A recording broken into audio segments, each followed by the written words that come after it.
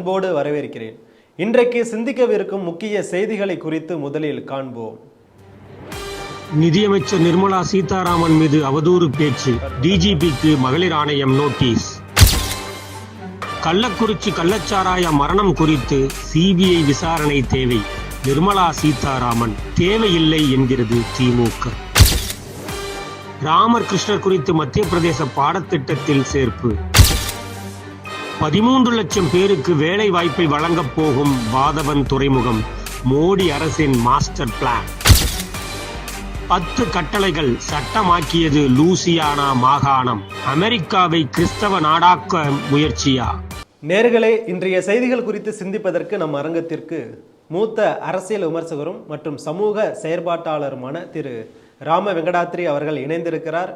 ஸ்ரீ டிவியின் நேயர்கள் சார்பாக அவரை அன்போடு வரவேற்கிறேன். வணக்கம் திரு வெங்கடாத்ரி. வணக்கம் வீர காமராஜ். வணக்கம் சார்.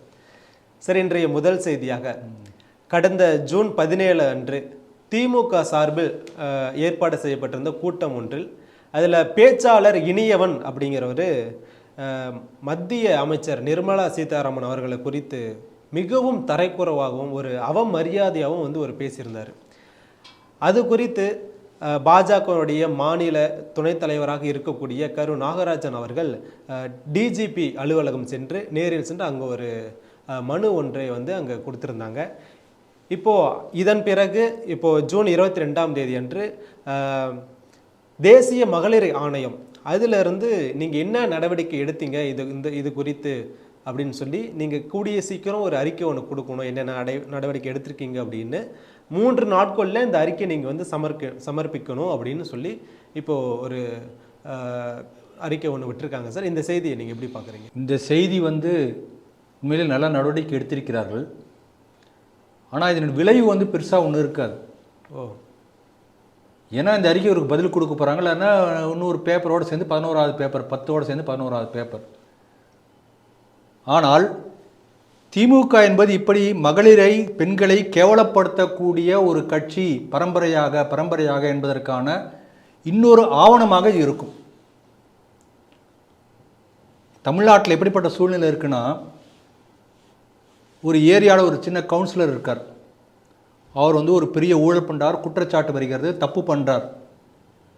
உங்கள் ஏரியா கவுன்சிலர் வச்சுக்கோங்களேன். ஓகே, அந்த கவுன்சிலர் இந்த மாதிரி தப்பு பண்ணுறாரே என்று சொல்வதற்கு, ஆதாரத்தோடு சொல்வதற்கு உங்களுக்கு உரிமை இல்லை.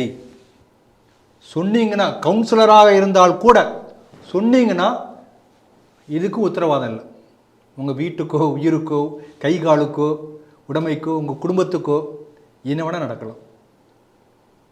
இதுதான் தமிழ்நாட்டில் இன்றைக்கு இருக்கக்கூடிய கருத்து சுதந்திரம். இதுக்கு மாறாக, ஆனால் இந்த நாட்டில் இருக்கக்கூடிய பிரதம மந்திரியோ இல்லை அமைச்சர்களையோ, அமைச்சரை பற்றியோ, யாரை பற்றி வேண்டுமானாலும், யார் வேண்டுமானாலும் எந்த விதமான ஆவணங்கள் இல்லாமல் தரக்குறைவாக என்ன வேணாலும் பேசலாம். கவுன்சிலர் பேசுறதுக்கு உரிமை இல்லை. பிரதம மந்திரியோ அல்லது அமைச்சரையோ என்ன வேண்டுமானாலும் பேசலாம், ஆதாரம் கூட தேவையில்லை. இந்த மாநில இப்போ பாருங்க, 40க்கு 40 வேலை ஜெயிச்சாச்சு இல்லையா, கையிலே பிடிக்க முடியாது.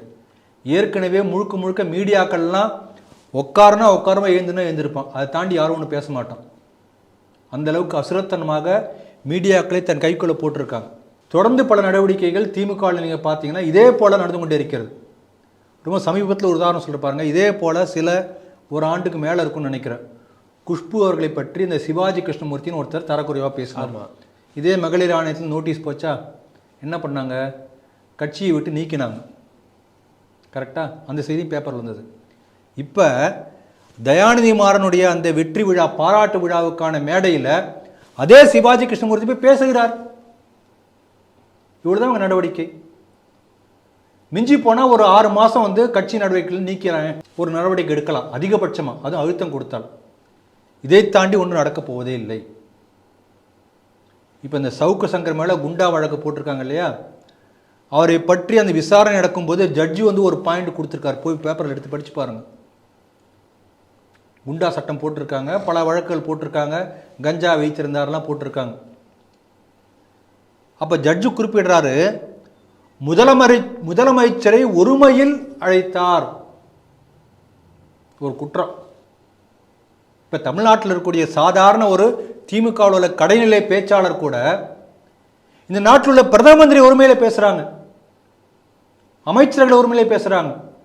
இதே நிர்மலா சீதாராமன் அவர்கள் ஊர்கா மாமின்னு எல்லாமே கிண்டல் பண்றாங்க, மேடைக்கு மேடை, பொது இடங்கள்ல, பத்திரிகைகள்ல. இதான் ஒரு ஜட்ஜி கேட்டாரா? கேட்டிருப்பாரா? ஆகவே இதுவும் இந்த மாதிரி நீதிபதிகள் மௌனம் காப்பது கூட இப்படிப்பட்ட குற்றங்கள் பெறுவதற்கு ஒரு காரணமாக இருக்கலாம் நான் நினைக்கிறேன். இந்த மாதிரி நிறைய சம்பவம் சொல்ல முடியும். பாருங்க, போன ஒரு வருஷத்துக்கு முன்னாடி, ஒரு வருஷத்துக்குள்ளார தான் இருக்கும், இதை பற்றி சிடிவிலே பேசியிருக்கும். தென்காசி அந்த நகரசபையுடைய தலைவராக இருக்கக்கூடியவர் சேர்மனாக இருக்கக்கூடியவர் ஒரு பெண், திமுக கட்சியை சேர்ந்த பெண் தான். அந்த கட்சி கூட்டம் நடக்குது, கட்சி கூட்டத்தில் பேசிக்கொண்டிருக்கிறார். அப்போ திமுக கட்சியுடைய அந்த பகுதியை சேர்ந்த தலைவர் மைக்கில் பேசுகிறாரு. இந்த வீடியோலாம் நீங்கள் போய் பார்க்கலாம், நான் ஒன்றும் போய் சொல்லலை, யூடியூப்லேயே போய் பார்க்கலாம். மணிப்பூர் மாதிரி உன் சேலையை உருவட்டுமா என்று சொல்லி சேலையை பிடிச்சி இழுக்கிறார். பொது இடத்துல மேடையில் இது நடந்தது, இதுதான் அந்த கட்சியுடைய தராதரம். அதே தென்காசி மாவட்டத்தில் புளியரை என்ற பகுதியில் அதுக்கு சில மாதங்களுக்கு முன்பு ஒரு அதிமுகவினுடைய ஊரில் நடக்குது, ஏதோ போராட்டம் நடக்கிறது. அதிமுக கட்சியை சேர்ந்த ஒரு உறுப்பினர், ஒரு பெண்மணி, திமுக குண்டர்கள் அந்த பெண்ணுடைய சேலையை உருவுகிறார்கள். புதிய தலைமுறையில் வீடியோ இருக்குது, இப்போ கூட நீங்கள் போய் பாருங்கள். நல்ல வேலை அந்த வீடியோலாம் இது பண்ணியிருக்கோம், அந்த மங்களாக்குவாங்க இல்லையா, அதனால் தெரியாது. இப்படிப்பட்ட ஈனமானவர்கள் தான் இந்த திமுக கட்சிக்காரர்கள். இது பெருமையாக பேசிக்கிறாங்க. இந்த மாதிரி பெண்களை அவமானப்படுத்துவதோ, கொச்சைப்படுத்துவதோ, அநாகரிகமாக பேசுவதோ அதை பெருமையாக துரைமுருகன் சொல்கிறார். பானுமதியையே எங்கள் தலைவர் அப்படின்னு பேசுகிறார். அண்ணாதுரை பற்றி பெருமையாக பேசுகிறார் பொதுக்கூட்டத்தில், கட்சி தொண்டர்கள் மத்தியில். அப்போ கட்சி தொண்டர்களுக்கு என்ன ஒரு அபிப்பிராயம் வரும்? ஓஹோ, அண்ணாதுரை பானுமதி கிட்ட அப்படி நடந்துட்டார்னா நம்ம இந்த மாதிரி பண்ணலாம், இடுப்பு கிள்ளலாம், அவனால் எது முடியுமோ அதை பண்ணுவான். பானுமதி என்ன பண்ணார்? உடனே போய் பல பேர் இந்த திமுக இருக்கிற சீல்வண்டெல்லாம் தெரியாதே போல உனக்கு போய் கூகுளில் போய் தேடி பார்க்குறோம். அந்த பானுமதிக்கு நடிகை வீட்டுக்கு நடுராத்திரியில் ஒரு போய் திருட்டுத்தனமாக போய் இந்த நடிகையோடு இருக்கார். திடீர்னு அவங்க அப்பா வந்துடுறார். உடனே சௌரேறி குதிச்சு திருடன் மாதிரி தப்பிச்சு ஓடி வர்றார் அண்ணாதுரை. தேவையா? அது இவ்வளோ கேவலம் இல்லை. பத்திரிகைகள் தெரிஞ்சு போச்சு, பத்திரிக்கையாளன் கேள்வி கேட்குறான். அப்போ என்ன சொல்லணும் அண்ணாதுரை? அவனு பதில் சொல்கிறாரு. இந்த பதிலிருந்து இந்த திமுக கட்சிக்கும் திமுக கட்சியுடைய தலைவர்களுக்கும் என்ன தரம் இருக்கின்றது, எந்த அளவுக்கு பெண்களை கொச்சைப்படுத்தியிருக்கலாம் நம்ம புரிஞ்சிக்க முடியும். மாற்றான் வீட்டு தோட்டத்து மல்லிகைக்கும் மனம் உண்டு என்பதை தெரிந்து கொண்டேன். இப்படியா சொல்றது? அடுத்த ஸ்டெப்பு, நான் ஒன்றும் முற்றும் துறந்த முனிவன் அல்ல, அந்த பானுமதி ஒன்றும் படிதாண்டா பத்தினி அல்ல. அப்படின்னா தப்பு நடந்தது, அப்படிதான் பண்ணுவோம். இப்படி பேசிய தலைவர்களை பார்த்து இன்னும் பல பேர், அந்த கட்சியில் பல பேர், நாங்கள் வெற்றி கொண்டான்னு ஒருத்தர் இருந்தார். அவர் பேச்செல்லாம் கேட்டீங்கன்னா காதுக்கு நீங்கள் கங்கை ஜலத்தை ஊற்றி கழுவணும். அந்த மாதிரி பேசுவாங்க. அந்த மாதிரி பெரிய ஒரு இப்படி பேசக்கூடிய ஒரு பெரிய பரம்பரையே உருவாக்கிய திமுக. கருணாநிதி சட்டசபையில் பேசுகிறார், திராவிட நாடு எங்கே இருக்கிறது? அப்போ அந்த காங்கிரஸ் பெண் எம்எல்ஏ பார்த்து பாவாடை நாடாவே அவிழ்த்துப்பார் அங்கே இருக்கிறதுன்னு சொல்லியிருக்காரு. இப்படி கவனமாக பேசியவர்கள். முரசொலியில் வந்த செய்தியை சொல்கிறேன்ல, இதெல்லாம் சொல்கிறதுக்கு எனக்கே நான் கூச்சமாக இருக்கானா, நேர்கள் தெரிந்து கொள்ள வேண்டும், அதுக்காக சொல்கிறேன். முரசொலியில் வந்திருக்க அந்த செய்தி, நேரு அவர்கள் ஸ்ரீலங்காவுடைய பிரதம மந்திரியாக இருக்கக்கூடிய அந்த அதிபராக இருக்கக்கூடிய சிரிமாவோ பண்டாரநாயக்கா என்கின்ற பெண்மணியை பார்க்க போகிறார். 2 பேரும் அரசு முறையில் பல விஷயம் உட்காந்து பேசுகிறாங்க. இதை எழுதுகிறாங்க செய்தி. தனிமையில் பேசினாங்களாம், தனிமையில் இருந்தார்களாம். யார்? நேருவும் சிரிமாவோ பண்டாரநாயக்காவும். அதுக்கு கருணாநிதி எழுதுகிறாரு, நேருவோ மனைவியை இழந்தவர், சிரிமாவோ பண்டாரநாயக்காவோ கணவனை இழந்தவர். 2 பேரும் தனியறையில் என்ன செய்தார்கள் என்பதை உங்களுக்கே விட்டு விடுகிறேன். இவருடைய பேசினா அவருடைய பையன் ஸ்டாலின் சும்மா இருப்பாரா? அவர் இதே போல பேசினார். மோடிக்கும் ஜெயலலிதாவுக்கும் என்ன உறவு?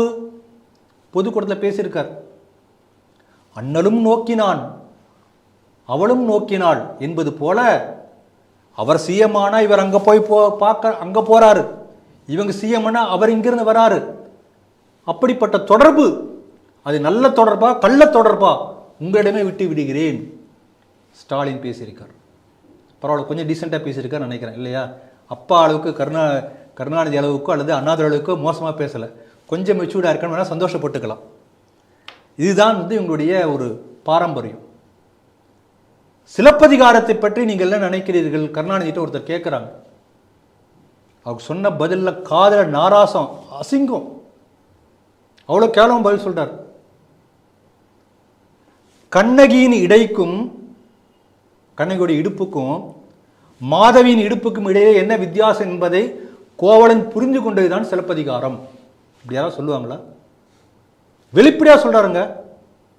இப்படிப்பட்ட மட்டரகமான பாரம்பரியத்தில் தான் திமுக. அந்த பாரம்பரியம் தொடர்ந்து கொண்டே இருக்கிறது. ஆராசா சொல்லலையே இவங்களை பற்றி, எடப்பாடியை கள்ள உறவுன்னு சொன்னார். கள்ள உறவுக்கு பிறந்த குழந்தைன்னு. உண்மையிலே சொல்லணும்னா கள்ள உறவுக்கு பிறந்த குழந்தை அப்புறமா நல்ல உறவாக மாற்றிட்டாங்க, லீகலாக மாற்றிட்டாங்க. அண்ணாதுரை கூப்பிட்டு கேட்குறார். அப்போ கருணாநிதி சொல்கிறாரு, ஏன்னா மாட்டிக்கிட்டாரே, வேறு வழி இல்லையே, கனிமொழி என் மகள்தான், ஆனால் கனிமொழியின் அம்மாவை எனக்கு தெரியாது. எப்படிங்க இருக்க முடியும்? லாஜிக் இடிக்குதா? அதுதான் திமுக. இந்த திமுக பாரம்பரியத்தில் வந்து இன்னும் நிறைய இருக்கு, நிறையா சொல்ல முடியும். அந்த அன்பழகன், பேராசிரியர் அன்பழகன் ஒருத்தர் அங்கே இருந்தார். அவர் வீட்டுக்கு அவங்க காலேஜ் படிக்கிறவங்க பொண்ணு, அந்த பொண்ணுக்கு கூட வந்து படிக்கிறதுக்கு ஒரு ஃப்ரெண்டு வந்தாங்க. அந்த ஃப்ரெண்டே இவர் வந்து கல்யாணம் பண்ணிக்கிட்டார், அழகா இருக்கான்னு சொல்லிட்டு. அந்த ஃப்ரெண்டுடைய அம்மாவுக்கு அன்பழகனோட 3 வயசு கம்மி. புரிஞ்சுங்களா? இப்போ பாருங்க, ராஜாத்தின்னு இருந்தாங்க. ராஜாத்தியுடைய அம்மா கருணாநிதியோட 2 வயசு சின்னவங்க. அவங்களோட முன்னோடியாக பெரியார் மட்டும் சொல்லுவாங்க, தந்தை பெரியார்.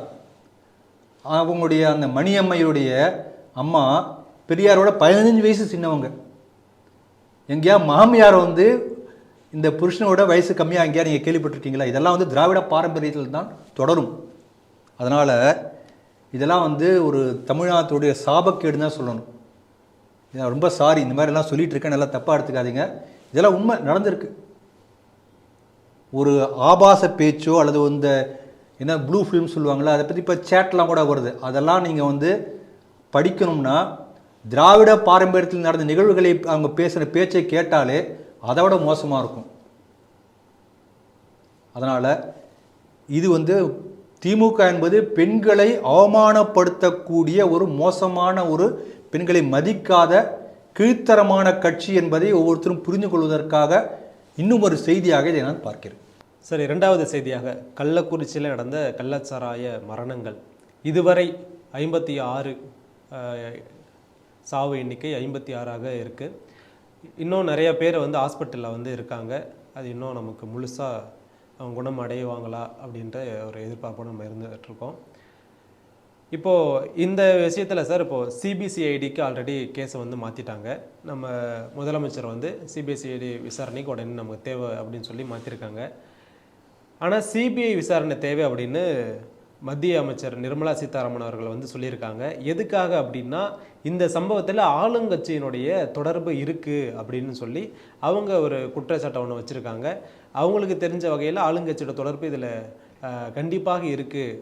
அதனால் இது வந்து சிபிஐ-சிஐடி விசாரிக்கிறத விட சிபிஐக்கு போனால் இதில் உண்மை என்ன அப்படின்னு கண்டிப்பாக நமக்கு வெளிவரும், உண்மையெல்லாம் வெளிவரும்னு சொல்லி அவங்க சொல்கிறாங்க. ஆனால் இப்போ சட்டத்துறை அமைச்சரான ரகுபதி அவர்கள் பேசும்போது அவங்க சொல்கிறாங்க, அவங்க கொடுத்த ஒரு பேட்டியில், இந்த விஷயத்தில் ஒன்றுமே இல்லை, இதில் எதுக்கு சிபிஐ விசாரணை நம்ம கொடுக்கணும், அந்த அளவுக்கு இதில் ஒன்றுமே இல்லை அப்படின்னு சொல்லி அவங்க கொடுக்குறாங்க. இதுக்கு முன்னாடி நடக்கலையா? பண்ருட்டில் நடந்துச்சு, அங்கே நடந்துச்சு, இங்கே நடந்துச்சு, அப்போ அதுக்கெல்லாம் வந்து சிபிஐ விசாரணை நம்ம வச்சோமா, இதுக்கு வைக்க வேண்டிய அவசியம் என்ன அப்படின்ற மாதிரி தேவையில்லை அப்படின்னு அவர் பேசியிருக்காரு. சார், இந்த 2 செய்தியை நீங்கள் எப்படி பார்க்குறீங்க? சிபிஐ விசாரணை நடந்தால், முறைப்படி நடந்தால் பல உண்மை தகவல்கள் வெளிவர வாய்ப்பு இருக்கிறது. இப்போ இந்த ரகுபதிக்கு ஏன் ஒரு பதட்டம் வருது? இந்த வீடியோவை பாருங்கள், இன்டர்வியூ பாருங்கள். சொன்ன உடனே ஒரு படபடப்பு வருது அவருக்கு. அதெல்லாம் தேவையில்லை, அதான் தேவையில்லை, எதுக்கு எதுக்கு எதுக்கு அப்படிங்கிறார். வச்சு ஃபேஸ் பண்ணிட்டு போங்களேன். இப்போ அத்வானி அவர்கள் மீது வந்து ஜெயின் டைரி வழக்கு என்று குற்றச்சாட்டு வந்தது. உடனே ரிசைன் பண்ணிட்டு நீங்கள் சிபிஐ விசாரணை என்ன வேணால் விசாரணை பண்ணுங்க அப்படின்னாரு. மோடி மீது கோத்ரா வழக்கு வந்தது. எஸ்ஐடி சிறப்பு புலனாய்வு முகமை மூலம் அந்த எஸ்ஐடி மூலம் அவர் முன்ன ஆஜரானார். மணிக்கணக்காக கேட்டாங்க, சொன்னார். உங்களுக்கு தைரியம் இருந்தால் ஃபேஸ் பண்ணிட்டு போங்களேன், ஏன் பயப்படுறீங்க? அப்படி நீங்கள் பயப்பட்டால் என்ன அர்த்தம்? இது ஒரு கேள்வி. இரண்டாவது, இந்த பிரச்சனை வந்த உடனே அந்த சம்பந்தப்பட்ட வீட்டை போய் காமிக்கிறாங்க. பாலிமர் டிவியில் வந்தது, மற்ற டிவிகளை அதை காமிச்சாங்க. அந்த டோரில் வந்து திமுக ஸ்டிக்கர் இருக்குது. உள்ளே பார்த்தா திமுக கழக கண்மணிகள் படங்கள்லாம் சோத்தில் இருக்குது. ஆக திமுக கட்சி சம்மந்தப்பட்டவர் தான் பண்ணியிருக்காங்கிறது எல்லாருக்கும் தெரிஞ்சது. இந்த இன்டர்வியூவிலேயே பார்த்தீங்கன்னா 2-3 கேள்வி கேட்குறாங்க, நியாயமான கேள்வி. அந்த கேள்விகளுக்கெல்லாம் பதில் சொல்லாமல் தப்பிச்சு ஓட முயற்சி பண்ணுறாரா ரகுபதி, தெளிவாக தெரியுது. அதுக்கு பதிலே சொல்ல மாட்டேங்கிறார். என்ன கேள்வி கேட்குறாங்கன்னா, சம்பவம் நடந்தது அந்த இடத்துலேருந்து 300 மீட்டர் தொலைவில் வந்து அரசு அலுவலகம் இருக்கிறது. ஏதோ காட்டில் கண்காணாத இடத்துல ரகசியமா அப்படி நடக்கலை. போலீஸுடைய கண்ணுக்கே தெரியாமல் ஒரு ரிமோட் ஏரியாவில் நடக்கலை.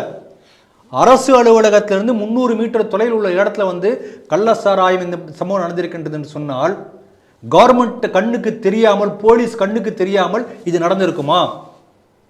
முதல் கேள்வி.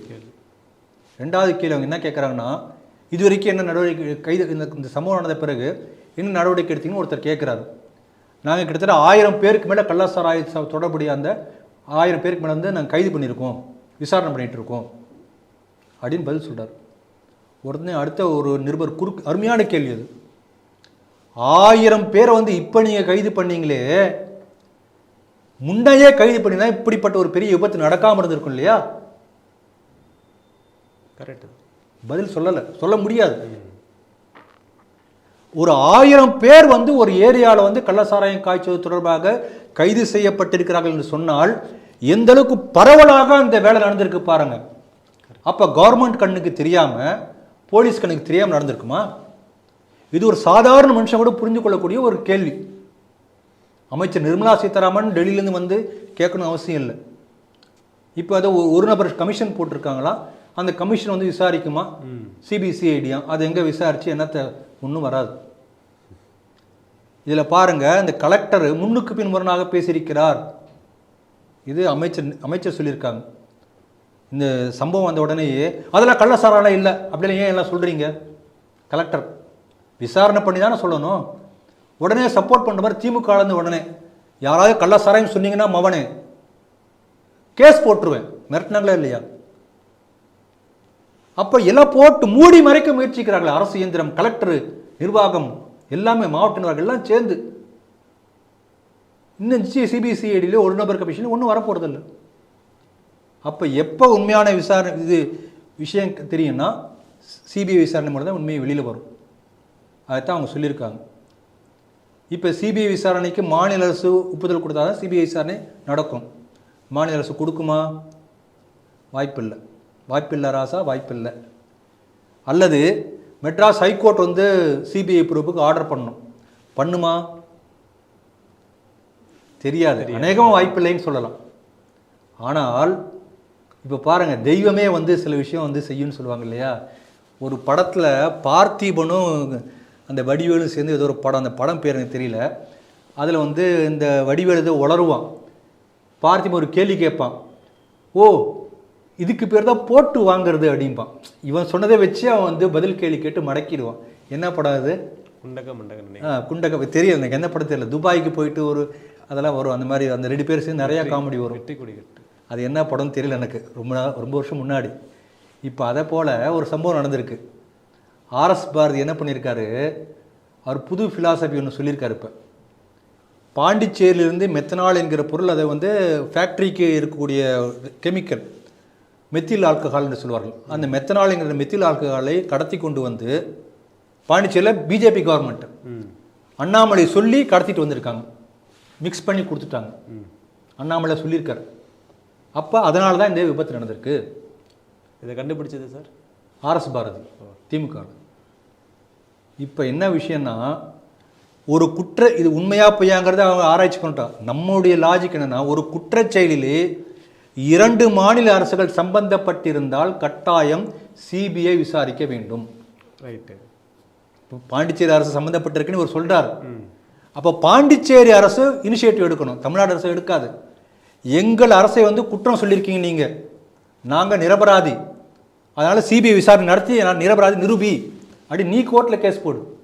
அப்படி பாண்டிச்சேரி அரசு முன்னெடுக்குமானால் நிச்சயம் சிபிஐ வழக்காக இது வரக்கூடிய வாய்ப்பு இருக்கிறது. அதே போல் அண்ணாமலையும் செய்யணும், என் மேலே மான நஷ்ட வழக்கு நான் போடுறேன்னு சொல்லணும். அப்படி ஆரம்பித்தால் அப்போ 2 மாநிலம் இன்வால்வ் ஆகுது, கோர்ட்லேயே வரும். எப்படி 2 கோர்ட் வந்துடுமே, எப்படி ஒரு ஹைகோர்ட் தீர்ப்பு கொடுக்க முடியும்? வேறு வழி இல்லாமல் சிபிஐ விசாரணைக்கு வந்துடும். ஆகவே ஆர்எஸ் பாரதிக்கு வந்து ஒரு அதை போட்டு வாங்குறது சொல்லுவாங்களே, அந்த மாதிரி அவரே உதவி இருக்கிறார். நடக்குமா என்று பார்ப்போம். இப்போ இதில் இந்த பேட்டியில் 2-3 விஷயம் சொல்லியிருக்கார். என்னென்னா, கள்ளுக்கடைகளை திறப்பதற்கு ஒரு நாளும் அனுமதிக்க மாட்டோம், அதுக்கான வாய்ப்பே இல்லை என்று சொல்கிறார். வாய்ப்பு எழுந்தால் பார்க்கலாம் அப்படி ஒவ்வொரு மாதிரி சொல்கிறார் ஒவ்வொரு இடத்துல. இப்போ இந்த கள்ளுக்கடையும் சாராயத்துக்கு பெரிய வித்தியாசம் இல்லை, டாஸ்மாக் சாருக்கும் ஒன்றும் பெரிய வித்தியாசம் இல்லை. ஆனால் என்ன ஒரு முக்கியமான விஷயம்னா, இந்த டாஸ்மாக்ங்கிறது கெமிக்கல் வச்சு பண்ணுறாங்க. என்ன கெமிக்கல் யூஸ் பண்ணுறாங்க யாருக்கும் தெரிய போகிறதில்ல, நமக்கும் தெரியாது. ஆனால் கல் என்பது என்ன, பனை மரத்தினுடைய பதநீரை ஃபெர்மெண்ட் பண்ணி புளிக்க வைத்து கல்லாக கொடுக்குறாங்க. அப்போ ஒரு ஊரில் ஒரு கிராமத்தில் கள்ளுக்கடை வந்தால் யாருக்கு லாபம்? அந்த ஊரில் உள்ள பனைமரம் வச்சிருக்கிற ஒரு 4 விவசாயி பிழைப்பான். டாஸ்மாக் வந்தால் யார் பிழைப்பான்? தமிழ்நாட்டில் உள்ள 6 சாராய ஆலை அதிபர்கள், திமுக பினாமிகளும் சசிகலாவும் பிழைப்பாங்க. அப்போ கோடான கோடி ரூபாய் இவங்களுக்கு பாக்கெட்டில் போகிறது தடுக்கப்படும். அதனால் கள்ளுக்கடை வேண்டாம் அப்படிங்கிறத வெளிப்படையாக சொல்ல முடியுமா? அதனால் இப்படி சொல்லியிருக்கிறார். உண்மையிலே பதநீர் ஃபெர்மெண்ட் பண்ண கல் வந்து இதை விட லெஸ் ஹார்ம்ஃபுல், குறைவான தீங்கு தான் என்னை பொறுத்த வரைக்கும். அதுவும் சாராயம், அது வேறு விஷயம். ஆனால் இந்த அரசாங்கம் எப்படி இருக்கின்றதுன்னு பாருங்கள் என்று சொன்னால், இவ்வளோ பெரிய கொடிய விபத்து நடந்திருக்கிறது. இவங்க சொல்லக்கூடிய வார்த்தை விபத்து, அதே தான் நான் பயன்படுத்துகிறேன். மேற்கொண்டு இதே போல் நடக்காமல் இருப்பதற்கு என்ன முயற்சி என்பதை பற்றி யாரும் யோசிச்ச மாதிரி தெரியல. கருணாநிதி கையெழுத்து போட்டு ஒரு குடிப்பழக்கத்தை இந்த மாநிலத்துக்கு கொண்டு வந்து சேர்த்து இன்றைக்கு தமிழ்நாடு முழுக்க குடியில் மூழ்க வச்சார். 40-50 வருஷம் ஆயாச்சு. இப்போ இதில் மக்களை எப்படி மீட்பது?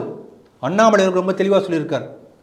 உடனேலாம் டாஸ்மாக் மூடுறேன்னு சொல்லவும் மாட்டாங்க, சொல்லவும் முடியாது. கொஞ்சம் கொஞ்சமாக இந்த வருஷம் ஒரு 500 கடையை மூடுறேன் டாஸ்மாக் கடையை, அடுத்த வருஷம் 500 கடை மூடுறேன். ஸ்டெப் பை ஸ்டெப்பாக இந்த டாஸ்மாக் கடையை மூடுவதற்கான திட்டம் இருக்கிறதா அண்ணாமலை கேட்டிருக்கார். அப்படி முயற்சி பண்ணணும். அப்போ ஒரு அவேர்னஸ் ஏற்படுத்தணும். இந்த நடிகர் சூர்யா எல்லாம், இந்த விஜயெல்லாம் போய் ஆறுதல் சொல்லியிருக்கார் கள்ளசாராய சாவுக்கு. எனக்கு தெரிஞ்சு 100கணக்கான படத்தில் குடிக்கிற மாதிரி நடிச்சிருப்பாரா இல்லையா? கரெக்டாக அந்த நடிக்கக்கூடிய காட்சியில் கீழே வந்து மது என்னமோ கேடுன்னு ஒரு வார்த்தை வருமா? சிகரெட் பிடிச்சாலும் அந்த மாதிரி வரும். சிகரெட் பிடிப்பது உடல் நலத்திற்கு தீங்கானது சின்னதாக ஒரு லைன் இருக்கும். அப்படி காமிச்சிட்டா உடனே விழிப்புணர்வா? உண்மையிலே விழிப்புணர்வை ஏற்படுத்தி மக்களை திருத்துவதற்கான என்ன முயற்சி, அதற்கான திட்டம் என்ன? இதை பற்றி அரசு யாருமே யோசனை பண்ணல. சும்மா செத்தா 10 லட்சம், 5000 ரூபா மாதம் இதுதான் மீட்பா? போன இதே போல் மரக்காணத்தில் வந்து பல பேர் செத்து போனாங்க பல மாதங்களுக்கு முன்னால் கள்ளசாராயத்தில். இதுக்கு பக்கத்து மாவட்டம். அப்போ சேலம் மாவட்ட கலெக்டர் வந்து ஒரு அறிவுரை சொன்னார். என்ன சொன்னார்னா, ஆகவே பொதுமக்கள், சேலம் மாவட்ட மக்களே உங்களுக்கு ஒரு அறிவுரை சொல்கிறேன் கேளுங்கள். யாரும் கள்ளசாராயம் குடிக்காதீங்க, டாஸ்மாக் சரக்கு மட்டுமே குடிங்க. சொன்னது யாரு? சேலம் மாவட்ட கலெக்டர். அதனால் தமிழக மக்களை மீட்பதற்கான நடவடிக்கைகள் எடுக்க வேண்டும் முதல்ல. ரெண்டாவது, ஆர்எஸ் பாரதி சொன்ன குற்றச்சாட்டின்படி 2 மாநிலங்கள் குற்றத்தில் சம்பந்தப்பட்டிருப்பதாக அவர் சொல்லக்கூடிய குற்றச்சாட்டு விசாரிப்பதற்காக சரியான முகாந்திரம் இருக்கின்ற காரணத்தினால் இதை சிபிஐ எடுக்கக்கூடிய வாய்ப்பு இருக்கிறது. பார்ப்போம் சார். 3வது செய்தியாக, மத்திய பிரதேசத்தில் இருக்க கல்வி பாடத்திட்டத்தில் ஸ்ரீராமர் மற்றும் கிருஷ்ணர் அவங்கள பற்றிய அந்த பாடங்களை வந்து அதில் சேர்க்கணும் அப்படின்னு சொல்லி இப்போ புதுசாக ஒரு அறிவிப்பு ஒன்று வெளியிட்டிருக்காங்க சார் மாநில அரசு. இந்த செய்தி எப்படி பார்க்குறீங்க? உங்களுக்கு முதல்ல வணக்கம் சொல்கிறேன். ஏன்னா முதல் 2 செய்தி, முதல்ல கள்ள உறவு, அப்புறம் கள்ள சாராயம், எனக்கே ஒரு மாதிரி கஷ்டமாக போச்சு. இன்னும் நம்ம நாக்கு இவ்வளோ மட்டமாக போச்சுன்னு பதில் சொல்கிறதுனால. அதனால் 2 கள்ளத்துக்கு நடுவில் ஒரு நல்ல செய்தி சொல்லியிருக்கீங்க, அதுக்காக உங்களுக்கு ரொம்ப தேங்க்ஸ். இவர் இதில் காங்கிரஸ் கட்சி ஒரு கேள்வி கேட்டிருக்கான். ஆமாம். என்ன கேள்வி கேட்டிருக்கான்னா, இந்த நீட் தேர்வுலாம் லீக் ஆகிருக்கு, பேப்பர் லீக் ஆகிருக்கு அப்படி சொல்லிட்டுலாம் வந்திருக்கு. முதல்ல இந்த வினாத்தாள்கள் லீக் செய்யறதை சரிப்படுத்துங்க, அப்புறமா ராமர் கிருஷ்ணர்லாம் நல்லது தான், முதல்ல அது சரிப்படுத்துங்க அப்படின்னு புத்திசாலித்தனமாக ஒரு கேள்வி கேட்டிருக்காங்க. ராமனும் கண்ணனும் இந்த நாட்டினுடைய பாடத்திட்டங்களில் இல்லாத காரணத்தினால்தான் இவை போன்ற குற்றங்கள் நம்முடைய நாட்டிலே நடந்திருக்கின்றன. அதை முதல்ல காங்கிரஸ் தெரிஞ்சுக்கணும். ஏற்கனவே ஒரு முறை சொன்ன சம்பவத்தை திரும்பி சொல்கிறேன். நான் சொன்னது தான். பல ஆண்டுகளுக்கு முன்பு ஒரு பத்திரிகையில் ஒரு செய்தி, அமெரிக்காவில் நடந்த ஒரு டாக்டர்ஸ் கான்ஃபரன்ஸ். அதுக்கு நம்ம நாட்டிலேருந்து ஒரு மருத்துவர் போயிருக்கார். அவர் கிறிஸ்துவர். அங்கே உள்ள டாக்டர் கான்ஃபரன்ஸ் முடிஞ்ச பிறகு கேஷுவலாக பேசுவாங்க இல்லையா, 1 to 1 சும்மா ஜாலியாக தான் பேசுவாங்க இல்லையா. அப்போ அங்கே இருக்கக்கூடிய இன்னொரு டாக்டர், அவர் கிறிஸ்டியன் தான், அமெரிக்கா கிறிஸ்டியன், நம்ம ஊரில் உள்ள கன்வெர்டர் கிறிஸ்டியன்.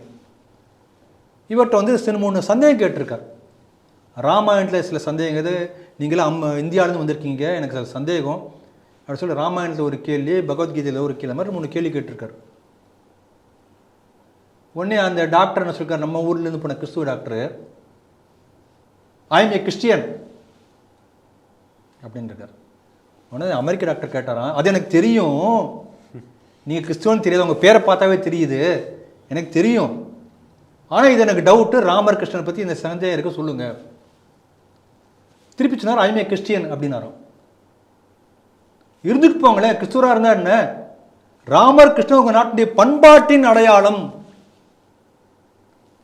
ராமரை படிக்காவிட்டால், கிருஷ்ணரை படிக்காவிட்டால் இந்த பாரத நாட்டுடைய பண்பாட்டை நீங்கள் தெரிந்து கொள்ள முடியாது.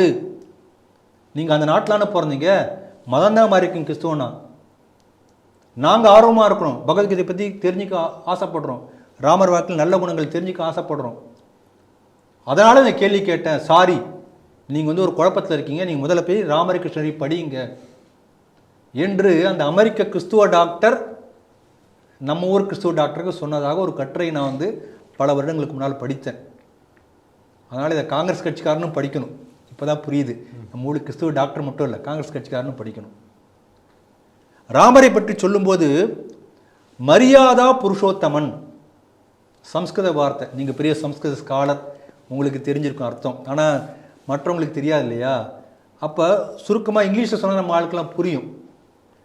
அப்போ என்ன சொன்னாங்கன்னா, role model, role model among the man, human, மனிதர்களுக்குள்ளே முன்மாதிரியாக இருக்கக்கூடிய ஒருத்தன் யார் இருக்கிறான் என்று சொன்னால் அப்படிப்பட்டவன் ராமன் என்று ராமனை பற்றி விவரணை வருகிறது. அப்போ என்னெல்லாம் இருக்கு, கூகுளில் போய் பாருங்க, கண்ணதாசன் ஒரு பாட்டு எழுதியிருக்கார்.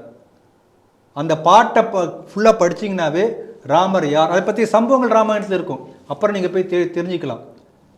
ஜஸ்ட் சுருக்கமாக சொல்லியிருக்கார், அன்பின் வழியில் யார் நடந்தாலும் அவனும் ராமனும் ஒன்று, அழுபவர் கண்களை யார் துடைத்தாலும் அவனும் ராமனும் ஒன்று. இப்படி ஒவ்வொன்றா சொல்லிட்டே வர்றார். அதை படிக்கும்போது ஓ, இப்படிப்பட்ட ஒரு பண்பின் நாயகனாக, பண்பின் வழிகாட்டுதலாக வாழ்ந்து வழிகாட்டிய ராமன் பிறந்த நாட்டிலே நாம் இருக்கிறோமா என்கின்ற ஒரு புல்லரிப்பு எல்லாருக்கும் வரும். பல சம்பவங்கள் சொல்ல முடியும். எப்படி ஒரு முன்னுதாரணமான பையன் தன்னுடைய தந்தைக்கு இருக்கணும், எப்படி முன்னுதாரணமான ஒரு அண்ணன் தன்னுடைய தம்பிக்கு இருக்கணும், எப்படி முன்னுதாரணமான ஒரு அரசன் தன்னுடைய பிரஜைகள், இப்படி சொல்லிக்கொண்டே போகலாம். ஒவ்வொன்றுக்கும் உதாரணம் ராமாயணத்தில் இருக்கு. ஒரு சமுதாயத்தை அரவணைத்து போகக்கூடிய ஒரு சமூக தலைவராக ராமனை பார்க்க முடியும். குகனுடும் ஐவனானும், இவர் பெரிய ராஜாவுடைய பையன், ஒரு படகோட்டி, அவனை ஆறத் தழுவி நாங்கள் 4 பேரோடு சேர்ந்து ஒன்னையும் சேர்த்து 5 பேராக நாங்கள் சகோதரர்களாகிவிட்டோம். குகனுடும் ஐவரானும் முன்பு பின் குன்று சூழ்வான் மகனும் அறுவரானோ. சுக்ரீவனை வானரத்தை அணைத்து நான் உன்னை அணைத்தின் மூலமா 6 பேராகிட்டோம்.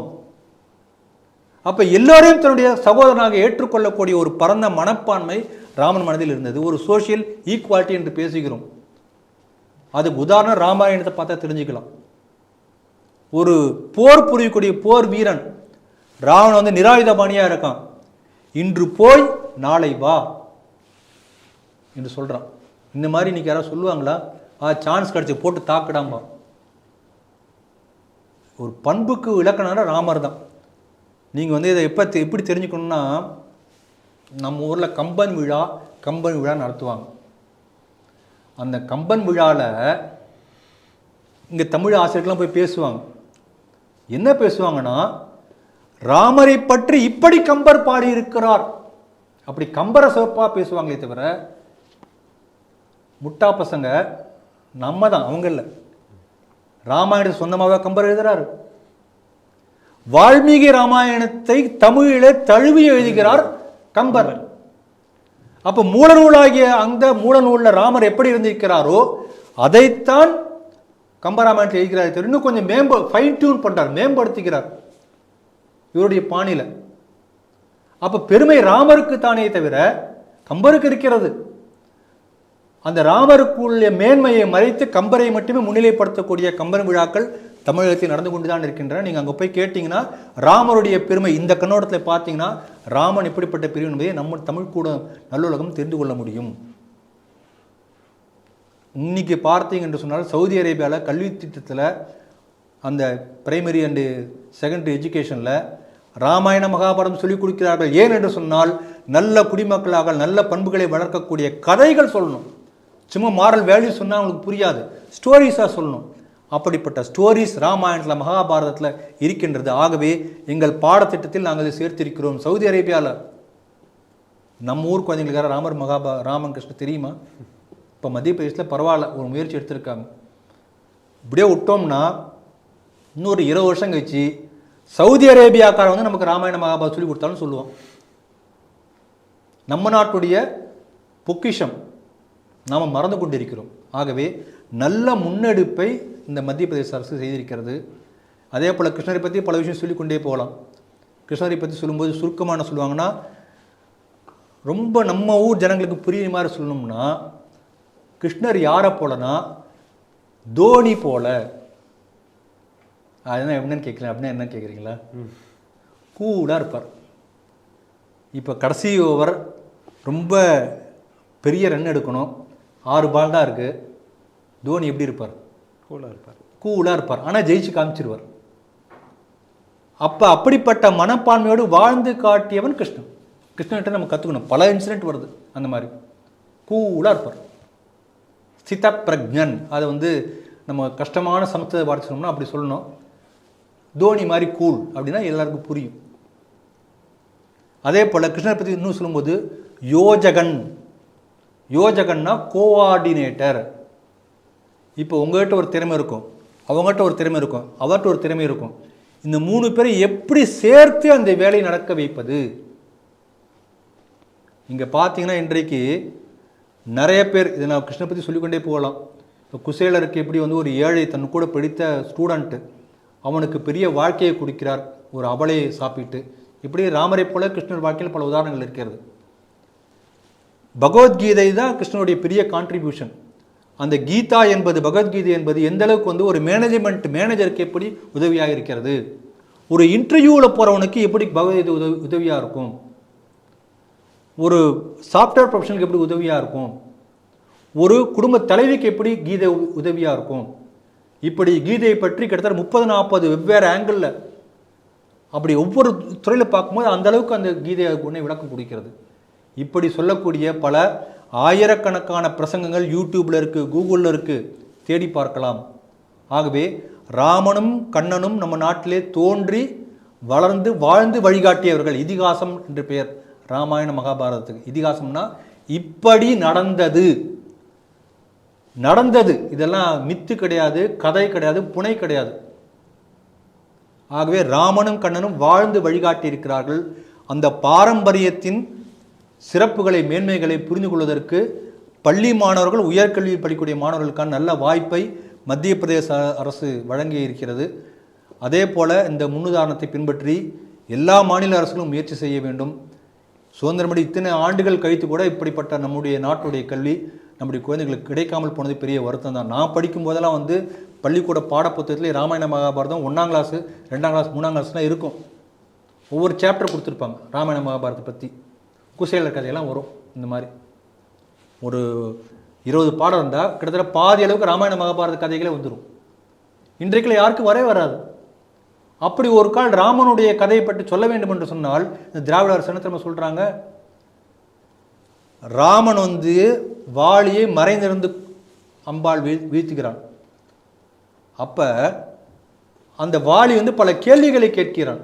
யாரை பார்த்து? இறந்து போகக்கூடிய மரணப்படுக்கையில் இருக்கக்கூடிய வாலி ராமனை பார்த்து கேள்வி கேட்கிறான். ஒரு விஷயம் புரிஞ்சுங்க, நம்முடைய வேதங்களையோ புராணங்களையோ இதிகாசங்களையோ கேள்வி கேட்பதற்கோ பதில் சொல்வதற்கோ பதிலிருந்து திருப்பி கேள்வி கேட்பதற்கோ நம்ம என்றைக்கும் அஞ்சியதே இல்லை. எல்லாத்துக்கும் பதில் சொல்லுவாங்க. நம்ம ஒன்றும் மறைக்கலை. எல்லாத்துக்கும் கேள்வி கேட்டு பதிலும் இருக்கு. அப்போ நேர்மையான ஆளாக என்ன பண்ணியிருக்கணும்? வாலி கேட்ட கேள்வியும் அதற்கு ராமன் கொடுத்த மறுமொழியும் கொடுத்துருக்கணும். இந்த திராவிட அரசு என்ன பண்ணுதுன்னா, கம்பராமாயணத்தில் வாலி கேட்ட கேள்வியோடு அந்த சாப்டர் முடிஞ்சிடும். படிக்கிற பையனுக்கு என்ன தோணும்? ராமர் தவறான ஒரு நபர் அப்படின்னு இப்படி வந்து சித்தரிக்கக்கூடிய முயற்சி திராவிட கட்சிகள் மூலமாக நடந்து கொண்டிருக்கின்றது. அப்படிப்பட்ட சூழ்நிலையில் நல்ல ஒரு முயற்சி மத்திய பிரதேச அரசு எடுத்திருக்கிறது. அதுக்கு பாராட்டுதல்கள். நம்மும் பல இடங்கள் நம்முடைய குழந்தைகளுக்கு ராமாயண மகாபாரதம் சொல்லிக் கொடுக்கணும். ஏன்னா ராமனுடைய கதையும் கிருஷ்ணனுடைய கதையும் கேட்டு தான் ஒரு சாதாரண பையன் 10 வயசு பையன், அப்படிப்பட்ட 10 வயது பையன் ஒரு பெரிய முகலாய சாம்ராஜ்யத்தை வீழ்த்துகிறான். 10 வயசாக இருக்கும்போது 11வது வயசில் கோட்டையை படிக்கிறான். அதற்கு காரணம் அவனுடைய தாய் ஜீஜாபாய் சொல்லிக் கொடுத்த ராமாயண மகாபாரத கதைகள். அப்படிப்பட்ட வீரனை ஏற்படுத்த முடிஞ்சது, வீர சிவாஜி உருவாக்க முடிஞ்சது ராமாயணத்தால் மகாபாரதத்தால். நம்ம காந்தியை பற்றி பேசுகிறோம். நம்முடைய ரூபா நோட்டில் சிரிக்கிறார் காந்தி என்று சொல்கிறோம். காந்தி தன்னுடைய வாழ்க்கை சுயசரிதை எடுத்து படித்து பாருங்க. எந்த அளவுக்கு ராமாயணம் பெரிய தாக்கத்தை தன்னுடைய வாழ்க்கையில் ஏற்படுத்தி இருக்கிறது காந்தியடிகள் எழுதியிருக்கிறார். ஆகவே நம் நாட்டினுடைய பொக்கிஷம் ராமாயணம் மகாபாரதம் போற்றி பாதுகாக்கப்பட வேண்டும். ஒவ்வொரு குழந்தைகளுக்கும் அடுத்த தலைமுறைக்கும் போய் சேர வேண்டும். அதற்கான முன்னெடுப்பை எடுத்த மத்திய பிரதேச அரசுக்கு நம்முடைய பாராட்டுதல்களும் வணக்கங்களும். சார், 4வது செய்தியாக இப்போ இந்தியாவில் ஒரு ஹாட் டாபிக் அப்படின்னா இந்த வாத்வன் துறைமுகம் அப்படின்னு, இது குறித்து பல விஷயங்கள் வந்து சொல்லப்படுகிறது சார். 13 லட்சம் பேருக்கு இதை வந்து வேலைவாய்ப்பு அள்ளி வழங்கும் அப்படின்னு சொல்லி ஒரு கருத்து ஒன்று இருக்குது. அதுவும் இல்லாமல் உலக தரத்தில் இருக்க 10 துறைமுகத்தில் ஒன்றாக இது வந்து இருக்கும்னு சொல்கிறாங்க. இது வந்து எந்த அளவுக்கு சாத்தியம்? ஏன்னா மக்கள் மனதில் பெரிதாக ஒரு எதிர்பார்ப்பை வந்து கிரியேட் பண்ணிவிட்டு சப்போஸ் அது இல்லைங்கும் போது ரொம்ப அது வருத்தமாக இருக்கும். இது எந்த அளவுக்கு சாத்தியம்? இது எப்படி இது வந்து இது பண்ண போகிறாங்க அப்படின்ற விஷயத்த சொல்லுங்கள் சார். அதாவது நம்ம இந்த வாத்வன் துறைமுகம் அதை பற்றி இப்போது தான் நம்முடைய கேபினெட் வந்து அதுக்கான அங்கீகாரம் கொடுத்துருக்கிறது. வேலைகள் ஆரம்பிச்சிருக்காங்க. நீங்கள் சொன்னது போலவே இது 2 கட்டமாக பண்ண போகிறாங்க. முதல் கட்டம் முடியும் போது 2030 முடியும். 2ஆவது கட்டம் அதுக்கப்புறம் 5 வருஷத்தில் முடியும். அந்த முதல் கட்டம் முடியும் போதே கிட்டத்தட்ட 13 லட்சம் பேருக்கான வேலை வாய்ப்புகள் கிடைக்கும். இது நம்ம துறைமுகத்தை பற்றி நம்ம தெரிஞ்சுக்கணுன்னா, நீங்கள் இப்போ பாம்பேயில் துறைமுகம் இருக்குது, தூத்துக்குடியில் இருக்குது. தூத்துக்குடி விட பாம்பே கொஞ்சம் பெரிய துறைமுகம். கொழும்புல வந்து இன்டர்நேஷ்னல் போர்ட், பெரிய துறைமுகம் அது. ஏன் கொழும்பு? இப்போ கொழும்பு விட பார்த்தீங்கன்னா சிங்கப்பூர், துபாயில் பெரிய பெரிய துறைமுகங்கள். சிங்கப்பூர் எப்படி இந்த அளவுக்கு ஒரு பெரிய வந்து ஒரு நாடாக வளர்ந்த காரணம் நீங்கள் பார்த்தீங்கன்னா துறைமுகத்தை வச்சு. உலகம் முழுக்க உள்ள பெரிய பெரிய கப்பல்கள்லாம் வந்து அங்கே வந்து போகும். இப்போ இதில் என்ன நீங்கள் பார்க்கணுன்னா, மிக ஆழமான துறைமுகம் சிங்கப்பூர் துறைமுகம், துபாய் துறைமுகம். அப்போ கப்பல் நீங்கள் பார்த்தீங்கன்னா சாதாரண கப்பல்னு ஒன்று இருக்கும், பெரிய கப்பல் இருக்கும். இப்போ பெரிய கப்பலில் நிறையா சரக்கு எல்லாத்தையும் அள்ளி போட்டு கொண்டு போனால் தான் உங்களுக்கு லாபம். கரெக்டுங்களா? இப்போ ஒரு சின்ன ஒரு 3 ஒரு ஆட்டோ இருக்குல்ல, அதுக்கு என்னமோ பேர் சொல்லுவாங்களே, அந்த ஆட்டோ இருக்கு இல்லையா? 3 சக்கர ஆட்டோ. இல்லை 3 சக்கர, அதுக்கு ஒரு செல்ல பேர் ஒன்று சொல்லுவாங்க, குட்டி யானை. குட்டி யானை. குட்டி யானையில் வந்து ஒரு சரக்கு எடுத்துகிட்டு போகிறீங்கன்னு வச்சுக்கோங்களேன். இங்கேருந்து கள்ளக்குறிச்சிக்கு போவோம். ஏன்னா கள்ளக்குறிச்சி தான் ஹாட் டாபிக். இப்போ இது ஒரு அப்போ 20 மூட்டை எடுத்து போகணும்னு வச்சுக்கோங்களேன். 3 குட்டி யானையில் எடுத்துகிட்டு போகிறீங்க, அது உங்களுக்கு லாபமா? ஒரே ஒரு லாரி எடுத்துகிட்டு போகிறது லாபமா? ஒரே ஒரு லாரி தான். ஒரு 4 குட்டி யானையில் 4-5 குட்டி யானையில் எடுத்துகிட்டு போகிறத ஒரு லாரியில் எடுத்துகிட்டு போகலாம். அப்போ லாரி தான் உங்களுக்கு லாபம். அதே போல் பெரிய கப்பலில் நீங்கள் சரக்கு அனுப்பிச்சிங்கன்னா உங்களுக்கு லாபம் இருக்கும். சின்ன சின்ன குட்டி குட்டி கப்பலில் போனீங்கன்னா லாபம் இருக்காது. இப்போ இப்போ விசாகப்பட்டினம் இருக்குன்னு வச்சுக்கோங்களேன். இப்போ அங்கெல்லாம் ஆழமான கடல் பகுதி கிடையாது, சென்னை துறைமுகம் ஆழமானது கிடையாது. அப்போ ஒரு குறிப்பிட்ட நடுத்தர சைஸ் உள்ள கப்பல் தான் சென்னை துறைமுகத்துக்கு வர முடியும். அப்போ யாரோ ஒருத்தர் பெரிய இது வச்சுருக்கான்னு வச்சுக்கோங்களேன், ஏகப்பட்ட ஒரு சரக்கு வந்து பெரிய கப்பல் அனுப்பிச்சிட்டாங்க, சென்னைக்கு வரவே வராது. என்ன பண்ணுறது? அப்போ என்ன பண்ணுவாங்கன்னா சிங்கப்பூரில் போய் அந்த சரக்கை இறக்கிடுவாங்க. புரிஞ்சுங்களா? இறக்கின உடனே என்ன பண்ணுவாங்கன்னா அங்கேருந்து சென்னை துறைமுகத்தில் நிற்கக்கூடிய அளவுக்கு குட்டி கப்பல் ஒன்று தேர்ந்தெடுத்து திருப்பி அந்த கப்பலை ஏற்றி அங்கே அனுப்புவாங்க. இப்போ அங்கே ஒரு 5 நாள் 10 நாள் 20 நாள் இருக்கும் இல்லையா? ஏன்னா இந்த கப்பல் போகணும், அது இதெல்லாம் இருக்குல்ல, வேலை இருக்கு இல்லையா, எல்லாம் கணக்கு பார்த்து கரெக்டாக வேறு இது அனுப்ப முடியாது கண்டெய்னர்லாம். அப்போ அந்த இருக்கக்கூடிய ஒவ்வொன்றுக்கும் டெமரேஜ் சார்ஜஸ் போடுவோம். ஒரு கண்டெய்னருக்கு ஒரு நாளைக்கு இவ்வளோ காசு. அப்போ நம்ம நாட்டுக்கு, நம்ம பாம்பேக்கோ அல்லது மெட்ராஸ்க்கோ வர வேண்டிய ஒரு கண்டெய்னருக்கு இங்கே ஆழமான கடல் பகுதி இல்லை என்கின்ற காரணத்தினால் நாம் சிங்கப்பூருக்கு காசு கொடுத்து கொண்டிருக்கிறோம், கொழும்புக்கு காசு கொடுத்து கொண்டிருக்கிறோம். இப்போ யாருக்கு நஷ்டம், யாருக்கு லாபம்? புரிஞ்சுங்களா? இப்போ நம்முடைய அரசாங்கம் இப்போ என்ன பண்ணியிருக்குன்னா மிக ஆழமான கடல் பகுதி எங்கே இருக்குது அப்படின்னு ஆராய்ச்சி பண்ணுறாங்க. அதாவது இப்போ நீங்கள் சென்னையில் மெரினா பீச்சில் போய் குளிக்க போறீங்கன்னு வச்சுக்கோங்களேன், கடலுக்குள்ளார இறங்கி போனீங்கன்னா கொஞ்ச தூரம் வரைக்கும் போனால் கூட கழுத்தளவு தான் இருக்கும், அப்படியே இறங்கி போகலாம். கொஞ்ச தூரம் மெதுவாக ஸ்லோப்பாக இறங்கி போகும். நீங்கள் இன்னும் திருச்செந்தூர்லாம் போனீங்கன்னா அந்தெல்லாம் இன்னும் 1 கிலோமீட்டர் உள்ளே போனால் கூட உங்களை அப்படியே கடல்லையே போகலாம், ஒன்றும் பெருசாக ஆழமே இருக்காது, அப்படி இடுப்பளவு தான் இருக்கும். தூத்துக்குடி பக்கம் போனால் எப்படி, அங்கே போய் நீங்கள் போய் பாருங்கள், ஒரு இடத்துல போய் பார்த்தா தெரியும் உங்களுக்கு. அப்போ இப்போ என்ன பண்ணுறாங்கன்னா எந்த இடத்துல ஆழமான பகுதி இருக்கோ அங்கே தான் மிகப்பெரிய கப்பல்கள் வந்து நிற்க முடியும். அப்போ கடற்கரையை ஒட்டி உடனே இப்போ இப்படி போய் டக்குன்னு உடனே ஆழமான ஒரு பகுதி வரணும், அப்படி ஏதாவது பகுதி இருக்கான்னு தேடுறாங்க. நம்முடைய அரசாங்கம் தேடி இருக்கிறது இப்போ உள்ள அரசாங்கம். அப்போ பாம்பேலேருந்து 160 கிலோமீட்டர் வடக்க ஒரு சின்ன ஊர் வாத்வன் அப்படிங்கிற ஊர், அந்த ஊர்லேருந்து ஒரு கிலோமீட்டர் அப்படி உள்ளே போனீங்கன்னா கிட்டத்தட்ட 900 அடி, அதாவது 22 மீட்டருக்கு மேலே ஆழங்க, டக்குன்னு கடல் ஆழம் வந்துடுது. அட இப்படிப்பட்ட இடம் இருக்கு. இங்கே ஒரு துறைமுகம் அமைத்தால் உலகத்தில் உள்ள பெரிய பெரிய கப்பல், எந்த பெரிய கப்பல் இங்கே வந்து நிற்க முடியுமே? போடுறா ப்ராஜெக்டை தட்டிட்டாங்க. அப்படி வந்து இதுதான் இந்த வாத்வன் துறைமுகம். அப்போ அந்த மாதிரி அந்த துறைமுகம் வந்து விட்டது என்று சொன்னால் உலகத்தில் உள்ள டாப் 10 போர்ட்ஸ், இந்த மாதிரி ஆழமான மிகப்பெரிய கப்பல்கள் வந்து நிற்கக்கூடிய ஆழமான கடல் பகுதி உள்ள துறைமுகங்கள் உலகத்தில் ஒரு 7-8 இருக்கு. அந்த மாதிரி உள்ள டாப் 10 போர்ட்ஸ், பிஸியஸ்ட் போர்ட்ஸ், அப்படிப்பட்ட போர்ட்டில் ஒன்றாக இந்த வாத்வன் துறைமுகம் மாறிவிடும். சிங்கப்பூர் மாதிரி அல்லது துபாய் மாதிரி, இந்த மாதிரி டாப் 10, கொழும்பு மாதிரி இன்டர்நேஷ்னல் போர்ட், பெரிய அளவில் சரக்குகளை கையாளக்கூடிய ஒரு பெரிய முனையமாக, சரக்கு முனையமாக வாத்வன் மாறிவிடும். அதற்கான முயற்சி எடுத்திருக்காங்க. இப்போ அதில் என்ன பண்ண போகிறாங்கன்னா, இப்போ போர்ட் கட்ட வேலையை ஆரம்பிச்சிருக்காங்க. ஏற்கனவே சொன்ன 22 மீட்டர் ஆழம், அதாவது 900 அடி ஆழம். அதில் இந்த பெர்த்து சொல்லுவாங்க, கப்பல் வந்து நிற்கிற இடத்துக்கு போய் பெர்த்துன்னு பேர். இதில் 9 கண்டெய்னர் பெர்த்து, கண்டெய்னர் மூலமாக வரக்கூடிய கப்பல் நிற்கக்கூடிய 9 பெர்த்து இருக்கும்.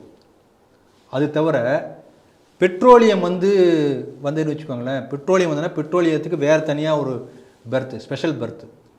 இதில் என்ன கவனிக்கணும்னா, இதில் இன்னொரு விஷயம் கவனிக்கணும். இன்றைக்கு பெரிய அளவில் ரீஃபைனரிஸில் வந்து இந்தியன் கவர்மெண்ட் வந்து பெரிய லீடிங்காக இருக்குது. சவுதி அரேபியா மற்ற நாடுகளில் உள்ள பெட்ரோலியத்தை வாங்கி அதை ரீஃபைன் பண்ணி திருப்பி அந்த நாடுகளுக்கு நம்ம திருப்பி பெட்ரோலாவோ மற்ற பொருட்களாகவோ கொடுக்கக்கூடிய அளவுக்கு அதில் வந்து ஒவ்வொரு நாட்டு பெட்ரோலியம் வேறு மாதிரி இருக்கும். சவுதி அரேபியா பெட்ரோலியம் வேறு மாதிரி இருக்கும், இதில் ரஷ்யாவிலேருந்து வரக்கூடிய பெட்ரோலியம் வேறு மாதிரி காம்போசிஷன் இருக்கும். இந்த மாதிரி ஒவ்வொரு மாதிரி இருக்கும். அந்த எல்லா வகையான பெட்ரோலியத்தையும் எப்படி ரீஃபைன் பண்ணக்கூடிய அந்த எக்ஸ்பர்டைஸு நம்ம நாட்டுக்கிட்ட இருக்குது. அப்போ 4 ஆயில் பெர்த்து, பெட்ரோலியம் வரக்கூடிய கப்பல் பண்ணுறதுக்காக தனி 4 பெர்த்து. அப்புறம் மற்ற வெஹிக்கிள் டிரான்ஸ்போர்ட்டெல்லாம் பண்ணக்கூடிய அதுக்கு 2 பெர்த்து, கோஸ்ட் கார்டு ஒரு பெர்த். இப்படி ஒரே சமயத்தில் ஒரு 20 முனையம் வச்சுக்கோங்களேன். அந்த மாதிரி எல்லா கப்பல் வந்து இன்னும் போக முடியும். அந்த மாதிரி பிரம்மாண்டமான ஒரு கப்பல் துறைமுகத்தை கட்டக்கூடிய ஒரு ப்ராஜெக்டை ஆரம்பித்திருக்கிறது. இது ஒன்று. ஓகே. இப்போ இங்கே தான் முக்கியமான ஒரு விஷயம் கவனிக்கணும். நம்ம ஊரில் கிளாம்பாக்கம் பஸ் ஸ்டாண்ட் மாற்றினாங்க இல்லையா? மாற்றின பிறகு இங்கேருந்து கிளாம்பாக்கத்துக்கு போகிறதுக்கு பஸ் இல்லை, அங்கேருந்து திரும்பி வரத்துக்கு பஸ் இல்லை. இங்கேருந்து ஆட்டோவில் போனால் 600 ரூபா கேட்குறான். 600 ரூபா கேட்குறதா ரேட்டு. 500 ரூபாயா, 600 ரூபா, 700, 800. ஆட்டோவில் டாக்ஸிலாம் போனால் இன்னும் செலவாகும் போட்டிருக்கு. அப்போ வெளியூர் போகிறதே வேண்டாம் நல்லா முடிப்பட்டாங்க. நான் இங்கேருந்து ஒரு ஆட்டோவை பிடிச்சி இல்லை டாக்ஸியை பிடிச்சி கிளாம்பாக்கம் போய் வெளியூர் போகிறதுக்கு நான் டாக்ஸியே வச்சு இங்கேருந்து ஊருக்கே போயிடுறேன் என்று மக்கள் நினைக்கக்கூடிய அளவுக்கு இவங்க திட்டமிடல். ஆனால் இப்போ என்ன பண்ணுறாங்க, இப்போ இந்த துறைமுகம் 2030 வரப்போகிறது. ஏற்கனவே ஒரு பெரிய ஹைவே வரப்போகிறது. இது எங்கே இருக்குன்னா பாம்பேலேருந்து வடக்க 160 கிலோமீட்டர் தள்ளி இருக்கிறது. அங்கேருந்து பக்கத்தில் நாசிக் என்ற ஊர் வரும், 30 கிலோமீட்டர். இந்த நாசிக் என்னன்னா சென்னையிலிருந்து சூரத்துக்கு ஒரு எக்ஸ்பிரஸ் வே போட போகிறாங்க. அது நாசிக் வழியாக போக போகுது. இந்த நாசிக்கோடு இந்த துறைமுகத்தை இணைச்சிட்டாங்கன்னா எக்ஸ்பிரஸ் வேயோடு சேர்ந்துடும். இது தவிர ஒரு பெரிய சரக்கு முனையம், பிரைவேட்டாக சரக்கு கூட்ஸ் லைன் மட்டுமே போகக்கூடிய ஒரு தனி லேனே போட போகிறாங்க. இப்போ நீங்கள் பார்த்தீங்கன்னா சில இடங்களில் கூட்ஸ் லைன் போயிட்டே இருக்கும், 1 கிலோமீட்டர் போயிட்டுருக்கும். கேட்டு போட்டுருவாங்க. கிராமத்தில் நீங்கள் பார்த்துருப்பீங்க. அப்போ ஒரு 10 நிமிஷம் நீங்கள் வெயிட் பண்ணணும், ஏன்னா அந்த ட்ராக் முழுக்க போயிட்டுருக்கும். அது மாதிரி கூட்ஸ் லைன் போயாச்சுன்னா பின்னால் எக்ஸ்பிரஸ் லைன் நிற்கும் ஒரு ஓரமாக. அந்த மாதிரி இல்லாமல் தனி லைன், இந்த போர்ட்லேருந்து தனி லைன், ஒரு பெரிய சரக்கு முனையமே ஆரம்பித்து ட்ரெயின் ரூட்டு போட ஆரம்பித்தாச்சு. எதுக்கு சொல்ல போகிறேன்னா, இந்த போர்ட் வருவதற்கு முன்பாகவே எக்ஸ்பிரஸ்வேயும் ட்ரெயின் போகக்கூடிய வழியும் அந்த வாத்வன் துறைமுகத்தோடு இணைக்கப்பட்டிருக்கும். கிளாம்பாக்கம் மாதிரி இல்லை. இத்தனையும் பிளான் பண்ணியிருக்காங்க நம்முடைய அரசாங்கம். அதனால் ஏற்கனவே இங்கே விழிஞ்சம் துறைமுகம் கேரளாவில் ஆரம்பித்திருக்கிறார்கள். இதே போல் கிழக்கு பகுதியில் இன்னொரு துறைமுகம் ஆரம்பிப்பதாக திட்டமிட்டிருக்கிறார்கள். அது எந்த பகுதி என்று தெரியல. இதே போல் ஆராயப் போகிறார்கள். தமிழ்நாட்டில் குளச்சல் என்ற துறைமுகம் வருவதற்காக முயற்சி எடுத்தாங்க. அங்கே உள்ள வெள்ளையங்கி பாதிரியார்கள்லாம் சேர்ந்து போராட்டம் நடத்திய காரணத்தினால அந்த திட்டம் கைவிடப்பட்டது. ஏன்னா அவங்களுடைய நோக்கம் என்னென்னா, கன்னியாகுமரி மாவட்டத்தில் 52% கிறிஸ்டின் இருக்காங்க. ஒரு கால் குளச்சல் துறைமுகம் வந்துவிட்டது என்று சொன்னால் பல 1000 பேர் வெளியிருந்து அங்கே குடியேறுவாங்க. அப்போ பல தொழில்கள் உருவாகும். அப்போ இன்னும் பல 1000 பேர் வருவாங்க, சில லட்சம் பேர் புதுசாக வந்துடுவாங்க. அப்படி வரக்கூடிய சூழ்நிலை வந்துவிட்டது என்று சொன்னால் கன்னியாகுமரி மாவட்டம் மீண்டும் ஹிந்து மெஜாரிட்டி மாவட்டமாக வந்துவிடும். அதனால் இது கிறிஸ்துவ மெஜாரிட்டி மாவட்டமாகவே இருக்க வேண்டும். அது சொல்ல முடியுமா? அதனால் ஆமைக்கு பிரச்சனை, மீனவர்கள் வாழ்வாதாரம் என்றெல்லாம் சொல்லி அவங்க அதை வெள்ளையங்கி போராட்டம் நடத்தி நிறுத்திட்டாங்க. இப்போ இங்கேயும் இந்த வாத்வான் துறைமுகத்தை வரக்கூடாது என்று சொல்லி சிவசேனா அந்த குரூப் கொடிபிடிக்க ஆரம்பிச்சிருச்சு. மீனவர்கள் வாழ்வாதாரம். இந்த வாத்வான் துறைமுகம் இருக்கக்கூடிய பகுதி நீங்கள் கவனிச்சிங்கன்னா, ஒரு சில ஆண்டுகளுக்கு முன்னால் ஒரு சன்னியாசி காட்டில் அடித்து சாகடிச்சாங்க, ஞாபகம் இருக்குங்களா? ஹிந்து துறவியை காரில் போயிட்டு இருக்கும்போது நக்சல் பகுதியில் மகாராஷ்டிராவில் நக்சல்கள்லாம் சேர்ந்து அடித்து கொன்னாங்க. அந்த பகுதி தான் இந்த பகுதி. எதுக்கு சொல்ல போகிறேன்னா, நக்சல்களும் கிறிஸ்துவர்களும் ஆதிக்கம் செலுத்தக்கூடிய பகுதி. ஆகவே இன்னொரு வகையில் பார்த்தோம் என்று சொன்னால், அந்த பகுதியில் துறைமுகம் வரும்போது பல தொழில்கள் பெருகும், இந்த நக்சல்களுடைய அட்டகாசம்லாம் குறையும். ஆகவே ஒரே கல்ல பல மாங்காய். நல்ல முயற்சி. குறிப்பாக சொன்னோம்னா 2030க்கு நம்ம மோடி அவர்கள் மனசில் ஒரு பெரிய கற்பனை இருக்குது. நம்ம நாட்டோட பெரிய மேனுஃபேக்சரிங் ஹப்பு, உலகத்தின் உற்பத்தி மையம் என்று இப்போ சைனா தான் சொல்கிறாங்க. ஆமாம். ஏன்னா உற்பத்தி பண்ண பொருட்களை எங்கே வேணால் கொண்டு போக முடியும். அதுக்கான ரா மெட்டீரியல் வேணும், வேறு ஏதாவது பொருள் வேணும்னா உடனே போர்ட்டுக்கு எடுத்துகிட்டு வர முடியும். பெரிய பெரிய போர்ட் கட்டிட்டான். போர்ட்டில் உள்ள ரோடு, ட்ரெயின் இதெல்லாம் பண்ணிட்டான். அப்போ அந்த மாதிரி ஒரு உட்கட்டமைப்பு நம்ம நாட்டில் இருந்தால் தான் நம்ம உற்பத்தி முனையமாக மாற முடியும்.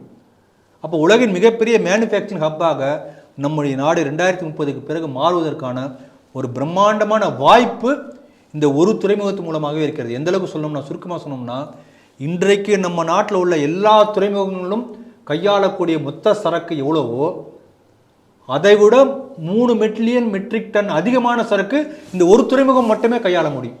அப்போ எவ்வளோ பெருசு பார்த்துக்கோங்க. அப்போ இதே போல் இன்னொரு பெரிய துறைமுகத்தை கிழக்கு கட்டப் போகிறது.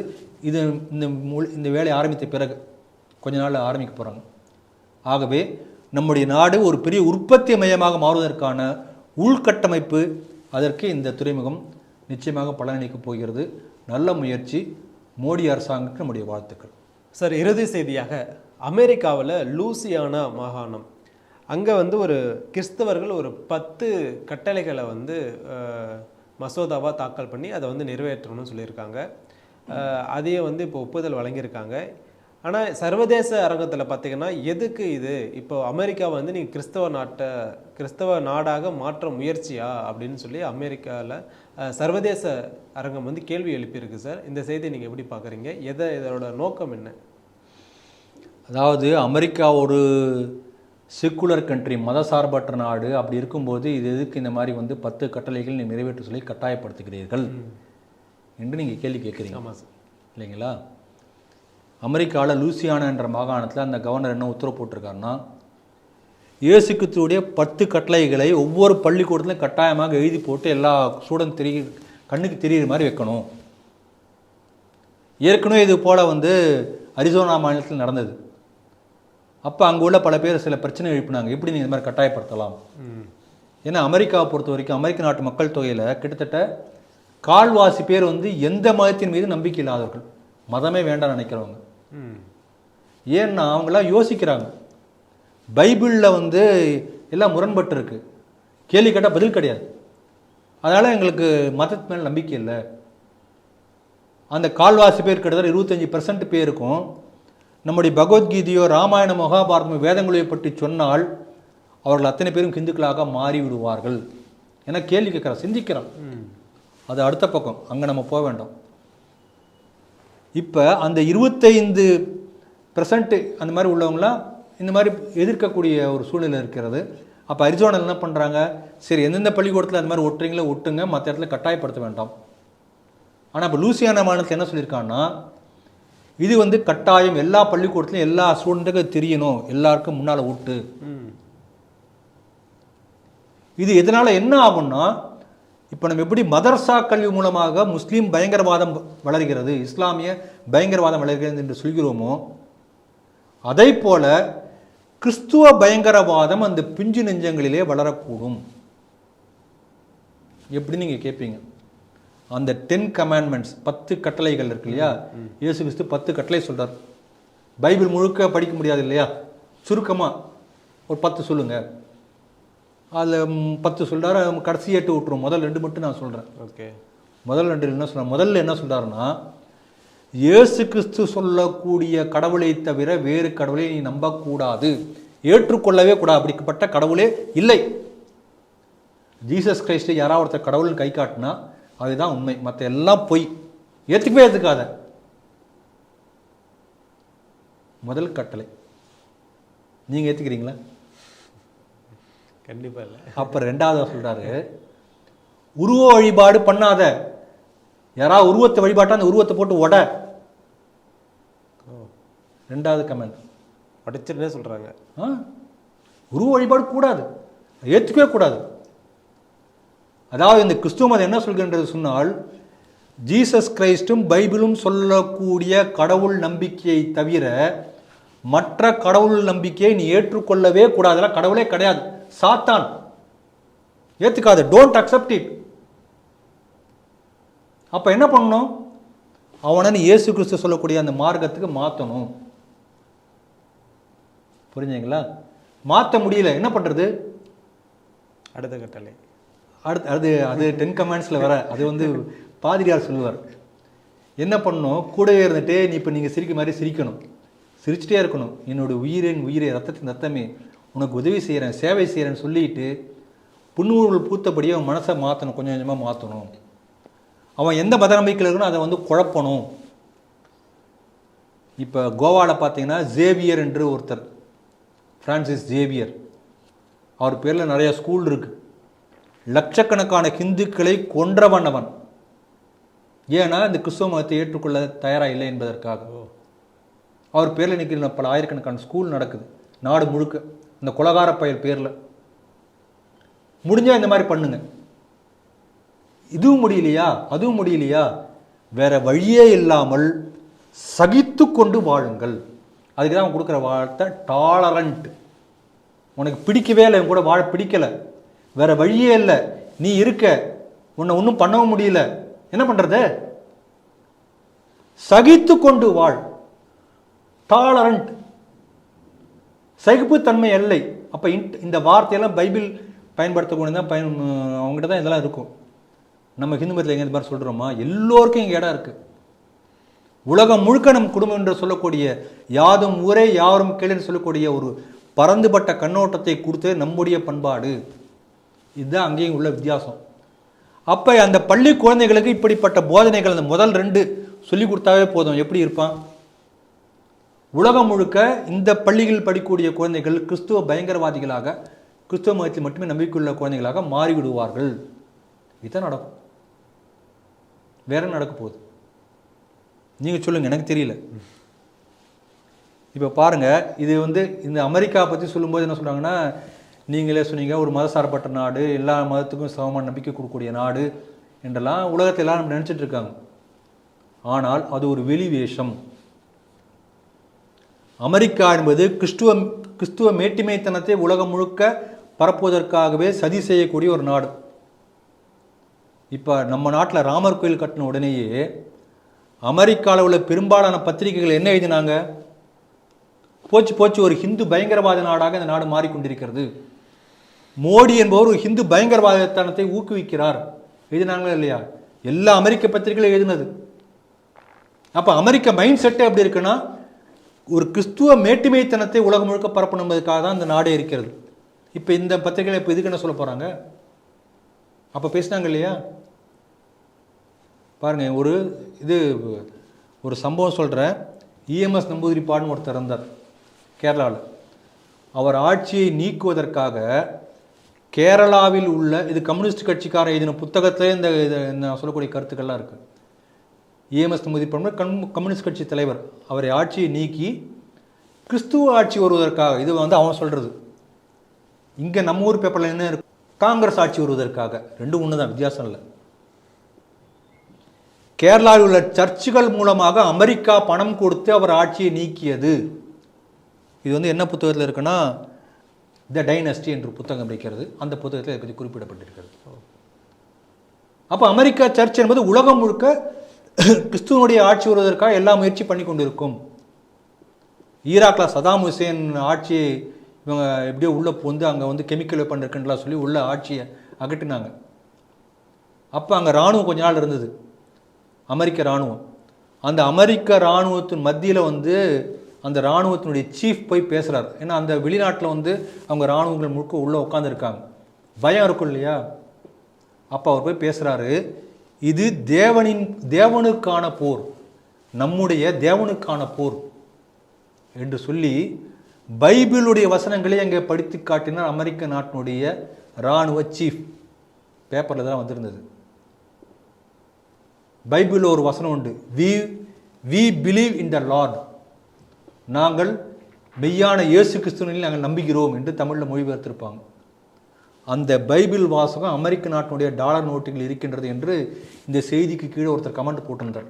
நான் டாலர் நோட்டில் அது இருக்கா எனக்கு தெரியாது, நான் டாலரை பார்த்தது இல்லை, யாராவது பார்த்தா சொல்லுங்கள். ஆகவே வெளி வேஷத்துக்கு அமெரிக்கா ஒரு மதசார்பற்ற நாடு அல்லது எந்த மதத்துக்கும் சாராத எல்லோருக்கும் சம உரிமை கொடுக்கக்கூடிய நாடு என்று சொல்லி கொண்டாலும் உண்மையிலேயே அமெரிக்கா கிறிஸ்துவ ஆதிக்க நாடு தான். அது பல பேருக்கு தெரியாது. இப்போ அதை இன்னும் வேகப்படுத்துவதற்கான முயற்சியாக இதை நம்ம பார்க்க முடிகிறது. ஆகவே உலக கிறிஸ்துவ மயமாக்கலிலே தொடர்ந்து அமெரிக்காவும் சரி கனடாவும் சரி எப்போதுமே ஈடுபட்டு கொண்டு தான் இருக்கிறது. அமெரிக்காவில் கிறிஸ்துமஸ் கொண்டாட்டத்தின் போது அங்கு உள்ள ஹிந்துக்களுக்கு அங்கே உள்ள கிறிஸ்துவர்கள் என்ன வகையான எப்படிலாம் ட்ரீட் பண்ணுவாங்கிறது அங்கே யாராக இருக்கணும் போய் கேட்டு பாருங்கள். ஆக எல்லா கிறிஸ்துவர்களும் இயற்கையாக உள்ள சுபாவம் இது. அதனால் இது உண்மை வெளியில் வந்திருக்கிறது. இந்த cat is out or bag என்று சொல்வார்கள். அதே போல் இது கொஞ்சம் நமக்கு இந்த அமெரிக்காவை பற்றி தெரிந்து கொள்வதற்கும் நல்ல வாய்ப்பாக இந்த செய்தி நமக்கு வந்திருப்பதாக நான் நினைக்கிறேன். இன்றைய செய்திகள் குறித்த சிறப்பான சிந்தனைகளுக்கு ரொம்ப நன்றி சார்.